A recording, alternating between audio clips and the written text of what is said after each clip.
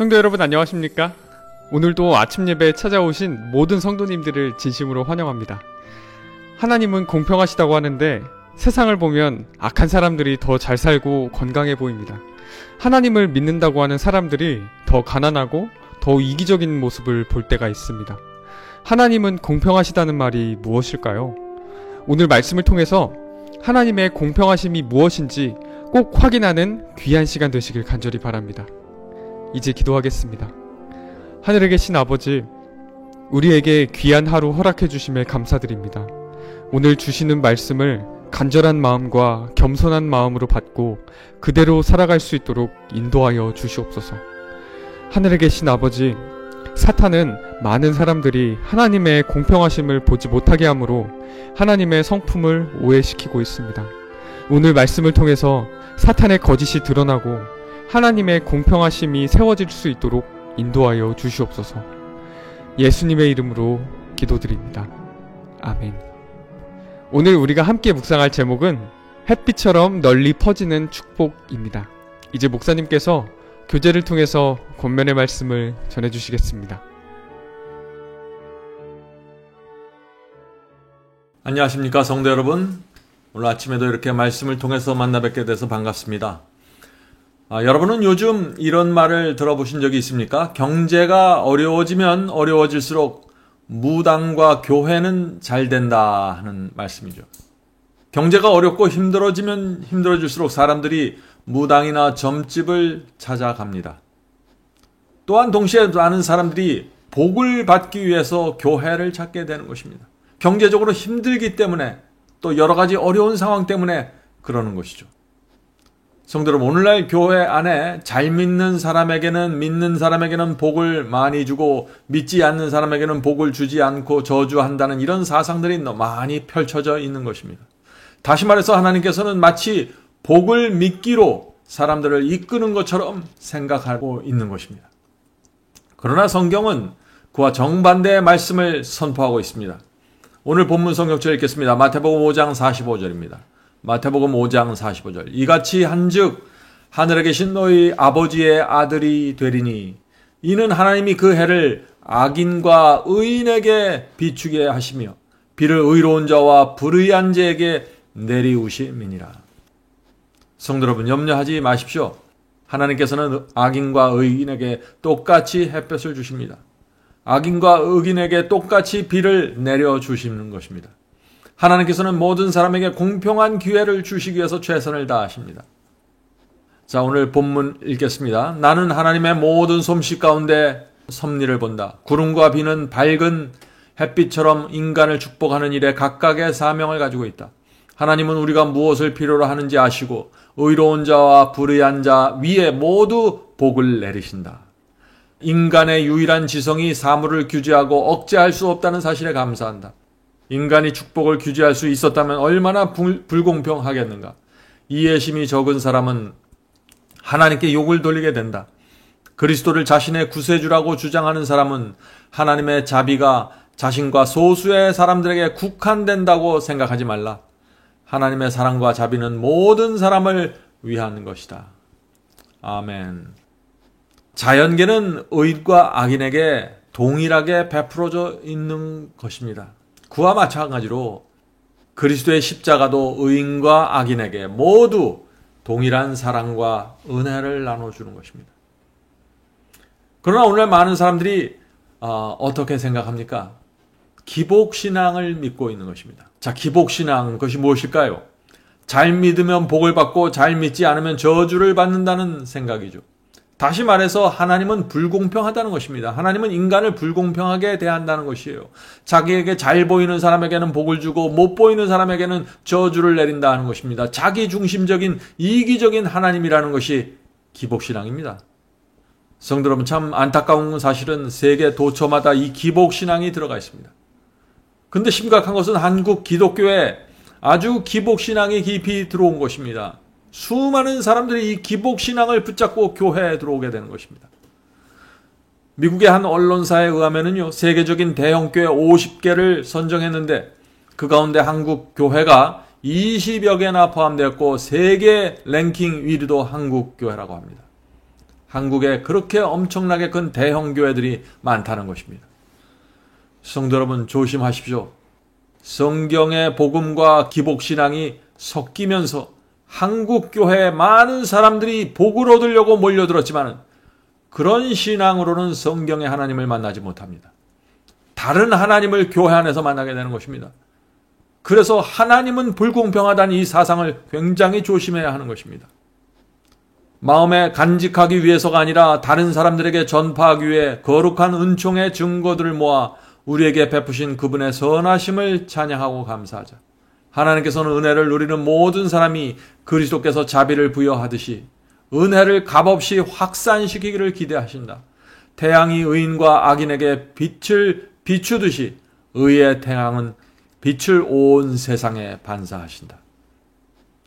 성도 여러분, 하나님의 사랑과 자비를 정확하게 보셔야 합니다. 하나님께서는 모든 사람을 구원하기 원하십니다. 아무도 멸망에 이르기를 원하지 않으십니다. 오늘날 많은 교회에서 말하는 것처럼 하나님께서 어떤 사람은 구원하기로 예정하셨고 어떤 사람은 멸망하기로 정해 놓으신 것이 아닙니다. 오늘 한국 기도에 수백만 명의 사람이 예정론을 믿고 있죠.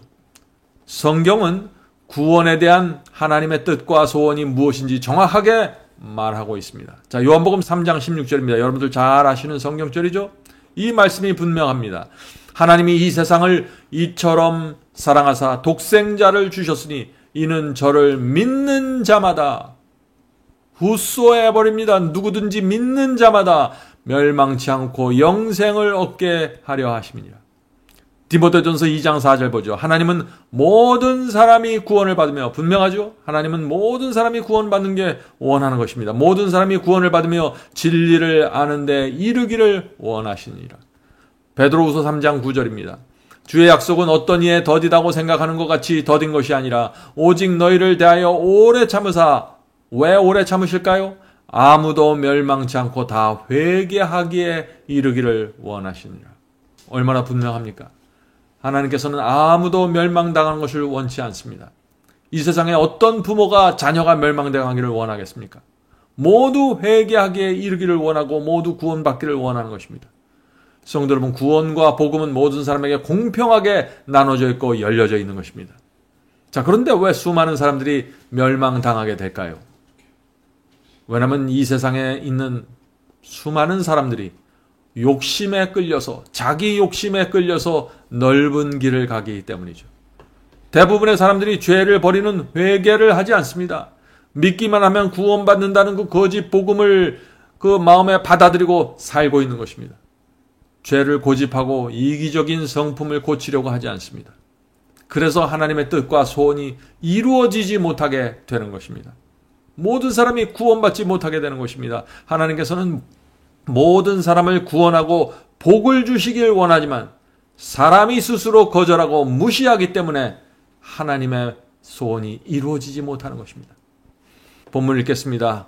하나님의 축복들 곧 햇빛과 소나기, 열과 냉, 그리고 온갖 자연의 축복들이 세상에 주어진다. 그것들을 어떤 사람들이 독점으로 사용해서는 안 된다. 나는 세상의 빛이라고 그리스도께서 말씀하셨다. 그리스도는 세상 모두를 위한 빛입니다. 유대인들만의 빛이 아니라, 특정한 민족만의 빛이 아니라 모두를 위한 빛입니다. 빛은 축복, 곧 보편적인 축복으로 감사치도 않고 거룩지도 않는 타락한 세상에 그 보화를 부어준다. 주 예수께서는 모든 귀가 듣고 모든 눈이 보고 모든 가란 영혼이, 자, 여기 가란 영혼이라는 단어가 중요합니다. 모든 가란 영혼이 생수를 값없이 마실 수 있도록 모든 배척의 장벽을 무너뜨리기 위해 오셨다. 성도 여러분, 오직 갈증이 있는 영혼이 생명수를 값없이 마신다고 했습니다. 영혼에 갈증이 없으면 생명수가 눈앞에 있어도 귀에 들려도 관심을 나타내지 않는 것입니다. 왜 많은 사람들이 갈증이 없을까요? 세상이 재미있기 때문입니다. 곤고함을 느끼지 못합니다. 갈증이 없습니다. 갈증이 없고 곤고함이 없기 때문에 생명수를 찾지 않고 멸망당하는 것이죠. 하나님께서는 관할하시는 성전의 모든 장벽을 열어 젖히기 위해 오셨다. 성도 여러분, 구원받지 못하는 것이 누구의 책임입니까? 하나님의 책임이 아닙니다. 하늘보다 세상이 더 좋아서 즐기면 구원이 눈앞에 있어도 그 가치를 보지 못하는 것입니다. 하나님께서 성경 말씀과 성령을 통해서 이 세상의 사람들에게 그렇게 호소하고 호소하지만 사람들은 눈을 감고 외면하는 것입니다.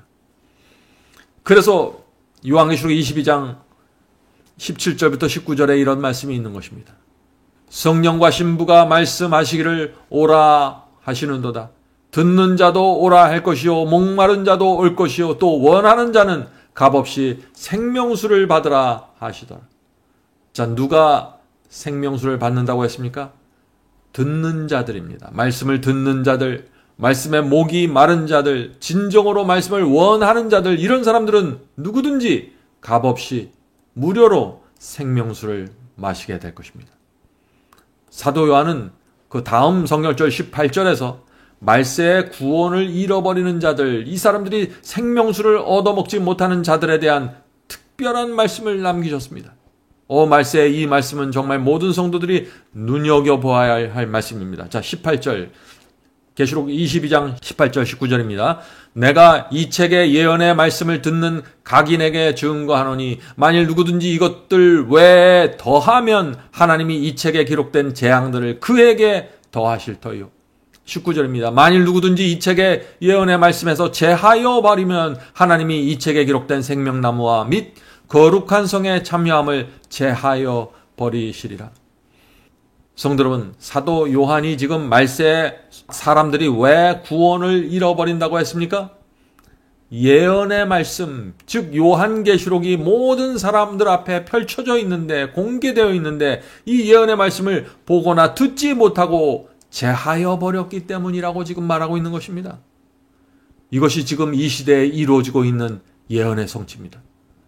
많은 사람들이 지금 요한계시록을 보지 않습니다. 왜 보지 않을까요? 두렵기 때문에 보지 않는다고 말합니다. 왜 두려워할까요?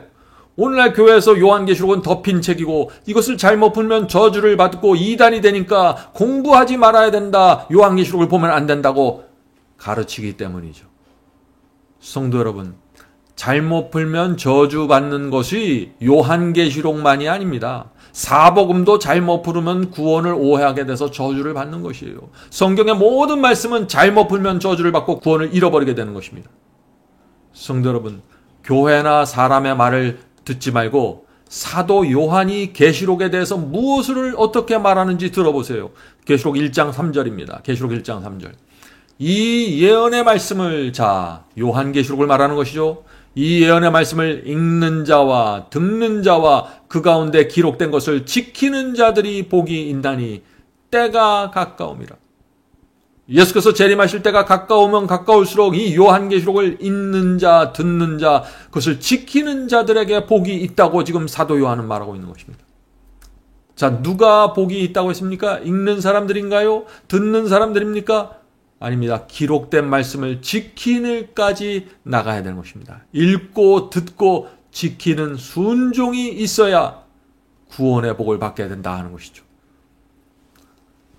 성도 여러분, 왜 요한계시록을 읽으면 말세의 복을 받게 될까요? 요한계시록은 말세를 위해서 기록된 말씀이기 때문입니다. 요한계시록은 저와 여러분이 살고 있는 이 시대를 위한 책입니다. 그래서 사탄이 요한계시록을 열어서 공부하지 못하게 이런저런 소문과 헛된 이야기들을 기독교 안에 많이 뿌려놓는 것입니다. 성도 여러분, 이번 기회에 마지막 사명 웹사이트에 오셔서 마지막 시대를 열어주는 성경 공부, 바이블 칼리지에서 공부하시기 바랍니다. 예언뿐만 아니라 복음, 그리고 여러 가지 성경의 중요한 주제들을 여러분이 분명하게 체계적으로 쉽게 이해할 수 있을 것입니다. 어렵던 예언이 아주 쉽게 풀리게 될 것입니다.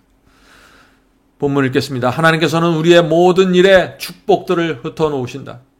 우리는 우리가 선택하는 걸음마다 슬퍼하며 탄식하고 애도하며 걸려 넘어질 수도 있으며 향기 나는 귀한 꽃을 따올 수도 있고 하늘로 가는 우리의 길을 유쾌하게 만드시는 그분의 선하심을 인하여 주님 안에서 기뻐할 수도 있다.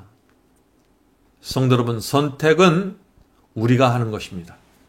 우리가 넓은 길을 걸어서 멸망에 이르든지 좁은 길을 선택해서 영생에 이르든지 결정은 저와 여러분이 하는 것입니다. 하나님께서는 우리에게 호소하십니다.